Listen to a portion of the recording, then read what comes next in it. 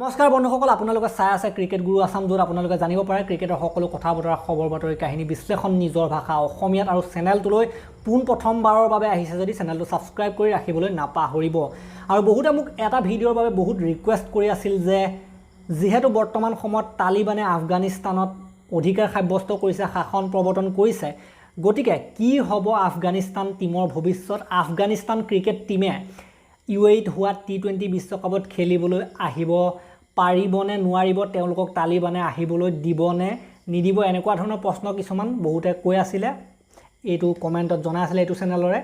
তালিবানে আফগানিস্তানখন লৈ লোৱাটো সমগ্ৰ মানৱ জাতিৰ বাবে এটা লজ্জিত কৰা ঘটনা। আৰু লগতে কেৱল মাত্ৰ আফগানিস্তানৰ বাবে এইটো ভয়ৰ দিশ নহয়, তাৰ আশে পাশে থকা ভাৰত, পাকিস্তান আদি দেশৰ বাবেও কিন্তু এইটো এটা বিপদজনক কথা, কাৰণ তেওঁলোকে তাৰ পৰাও মানুহ মাৰিবলৈ, সন্ত্ৰাস বিয়পাবলৈ আমাৰ দেশবিলাকলৈও মানুহ পঠিয়াব পাৰিব। কিন্তু আমাৰ বাৰু সামৰিক শক্তি ঠিকে আছে, একো নাই। কিন্তু বাকীবিলাক যিবিলাক ৰাষ্ট্ৰ, ধৰক পাকিস্তান হওক, বাংলাদেশ হওক, শ্ৰীলংকা হওক, সেইবিলাকত সামৰিক শক্তি ইমানো উচ্চ পৰ্যায়ৰ নহয়। গতিকে তেওঁলোকৰ তাত যদি আক্ৰমণ কৰে তেতিয়া বিপদো ঘটিব পাৰে। সেইবিলাক বাৰু পাছৰ কথা। এতিয়া আহিছোঁ আফগানিস্তান ক্ৰিকেট টীমটোৰ কথালৈ।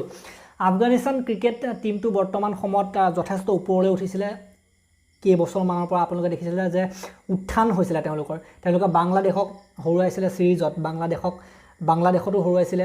লগতে ভাৰতৰ হোম গ্ৰাউণ্ড ব্যৱহাৰ কৰিছিলে, ভাৰতৰ গ্ৰাউণ্ড হোম গ্ৰাউণ্ড হিচাপে ব্যৱহাৰ কৰি নাগপুৰত তেওঁলোকে খেলিছিলে আৰু বাংলাদেশক হৰুৱাইছিলে। ধৰক পাকিস্তানৰ নিচিনা টীমকো তেওঁলোকে হৰুৱাৰ ৰেকৰ্ড আছে, শ্ৰীলংকাৰ নিচিনা টেষ্ট প্লেয়িং নেশ্যনক হৰুৱাৰ তেওঁলোকৰ ৰেকৰ্ড আছে, আয়াৰলেণ্ডৰ নিচিনা দেশকতো হৰুৱাই থাকে, ৱেষ্ট ইণ্ডিজকো তেওঁলোকে হৰুৱাইছে। শ্ৰীলংকা আৰু বাংলাদেশৰ নিচিনা টীমেই T20 বিশ্বকাপৰ মুখ্য ৰাউণ্ডলৈ কোৱালিফাইং ৰাউণ্ড খেলি পেলাই প্ৰৱেশ কৰিবলগীয়া বৰ্তমান সময়ত অৱস্থাৰ সৃষ্টি হৈছে। কিন্তু আফগানিস্তান এটা ভাল স্থিতিত আছে। আফগানিস্তানে কিন্তু বৰ্তমান সময়ত কোৱালিফাইঙৰ চূড়ান্ত ৰাউণ্ড খেলিবলৈ লগা হোৱা নাই, কাৰণ তেওঁলোকৰ ইমানেই ভাল, তেওঁলোকৰ ৰেংকিঙত ভাল, সেইবাবে তেওঁলোকে চিধা কোৱালিফাই কৰিছে T20 বিশ্বকাপলৈ।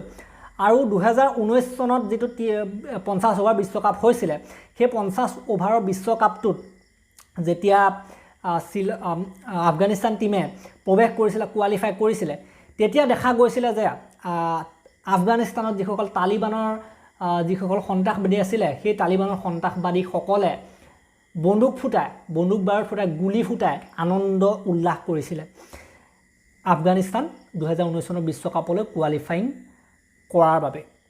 ঠিক সেইদৰে 2015 চনৰ ক্ৰিকেট বিশ্বকাপটো যদি আপোনালোকে চাবলৈ যায়, 2015 চনৰ ক্ৰিকেট বিশ্বকাপটোত আফগানিস্তানে ইমান ভাল প্ৰদৰ্শন কৰিব পৰা নাছিলে, জিকিব পৰা নাছিলে, হাৰিয়ে আছিলে।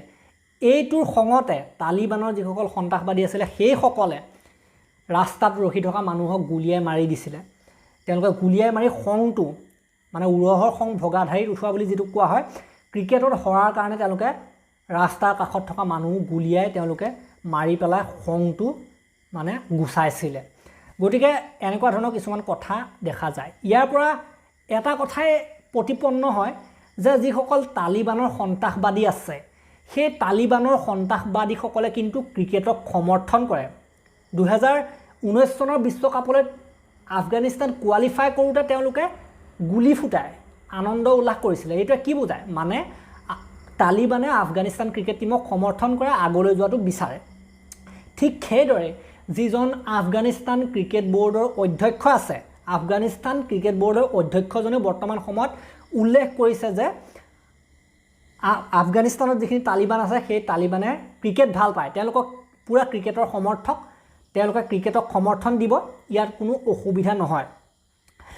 গতিকে সেইটো ভাল কথা, তালিবানে ক্ৰিকেট সমৰ্থন কৰে, তেওঁলোক ক্ৰিকেটৰ ফেন, সেইটো ভাল কথা। তেওঁলোকে সেইটো ভাল কথাৰ বাবে এইটো কাৰণে এটা ভাল দিশ হৈছে যে আফগানিস্তান খেলিবলৈ আহিব পাৰিব। মানে ধৰক তালিবানে এলাউ কৰিব UAE লৈ যাবলৈ আফগানিস্তানৰ ক্ৰিকেট টীমটোক। গতিকে সেইটো এটা সুন্দৰ কথা, আফগানিস্তান টীমে খেলিব পাৰিব T20 বিশ্বকাপ।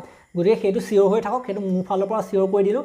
বহুতো নিউজ চেনেলত নাহিব বুলি কৈ আছে, কিন্তু বৰ্তমান সময়ত নাহিব বুলি ক'ব নোৱাৰি, তেতিয়ালৈকে হয়তো পৰিস্থিতি ভাল হ'বগৈ আৰু তালিবানেও তেওঁলোকক এলাউ কৰিব যাবলৈ। গতিকে নিশ্চিতভাৱে আফগানিস্তান থাকিব, ভাৰতৰ লগতো খেল আছে, চাই পেলাই ভাল লাগিব। আৰু সেইখন খেল বেছি ভাল লাগিব যিহেতু তালিবানক পাকিস্তানে সহায় কৰিছে বুলি কৈছে আফগানিস্তানখন লোৱাৰ ক্ষেত্ৰত। গতিকে পাকিস্তান আৰু আফগানিস্তানৰ মাজত যিখন খেল হ'ব সেইখনো কিন্তু ভাৰত পাকিস্তানৰ যুদ্ধতকৈ কিন্তু কম নহয়। সেইখন মেটছো পূৰা মহাযুদ্ধৰ দৰে এখন খেল হ'ব। আপোনালোকে আগতেও দেখিছে পাকিস্তান আৰু আফগানিস্তানৰ মাজত খেল হ'লে কেনেকুৱা যুদ্ধ সদৃশ পৰিৱেশৰ সৃষ্টি হয়, মৰামৰি হয়, ষ্টেডিয়ামতো মৰামৰি হয় আৰু ফিল্ডতো বহুত ক্ল'জ মেটছ হয়। গতিকে সেইবিলাক দেখিবলৈ পালে ভাল হ'ব। যদিহে আফগানিস্তানে টক্কৰ দিবলৈ সক্ষম হয় ইণ্ডিয়ান টিমটোক, পাকিস্তান টিমটোক, ইণ্ডিয়ান টিমটোক বাৰু টক্কৰ দিব নালাগে, বেলেগবিলাকক টক্কৰ দিয়ক, ইণ্ডিয়ান টিমটো জিকি পেলাই আগলৈ গ'লেই হয়। বাকী আমি যদি ক'বলৈ যাওঁ তেন্তে আহিব পাৰিব আফগানিস্তান ক্ৰিকেট বৰ্ডৰ যিজন অধ্যক্ষ, তেওঁ কৈছে যে আফগানিস্তানৰ যিখিনি তালিবান তেওঁলোকে ক্ৰিকেট ভাল পায়, গতিকে এলাউ কৰিব। গতিকে বৰ্তমান সময়ত এইটো সুখৰ খবৰ। ৰাছিদ খানক যি সমৰ্থন কৰে, মহম্মদ নাবিক যি সমৰ্থন কৰে, শ্বাহজাদক যি সমৰ্থন কৰে আফগানিস্তানৰ, তেওঁলোক কিন্তু বহুত সুখী হ'ব। আমিও সমৰ্থন কৰোঁ, ৰাছিদ খানৰ বলিং চাই ভাল লাগে। আৰু এনেকুৱা সন্ত্ৰাসবাদী কাৰ্যৰ কাৰণে যাতে ক্ৰিকেটবিলাক প্ৰভাৱ নপৰে, ক্ৰিকেট খেলত প্ৰভাৱ নপৰে, আমি সেইটোৱে আশা কৰিম। আৰু আমি আশা কৰিম যে আফগানিস্তানৰ T20 বিশ্বকাপ খেলাৰ ক্ষেত্ৰত কোনো বাধাৰ সৃষ্টি নহয়। ইয়াকে কামনা কৰি মই এইটো ভিডিঅ' ইমানতে সমাপ্ত কৰিলোঁ। যদিহে ভিডিঅ'টো ভাল লাগিলে এটা লাইক দিব, শ্বেয়াৰ কৰিব। বিশেষকৈ আপোনালোকৰ লগৰ যিসকলে ক্ৰিকেট খেলি আৰু চাই ভাল পায় তেওঁলোকলৈ শ্বেয়াৰ কৰিব। আৰু মোৰ চেনেললৈ নতুনকৈ আহিছে যদি এজন অসমীয়া হিচাপে চেনেলটো ছাবস্ক্ৰাইব কৰি ঘণ্টাটো দবাই থৈ যাবলৈ নাপাহৰিব। তেতিয়ালৈকে মই ডিম্পুৱে বিদায় মাগিছোঁ। ধন্যবাদ।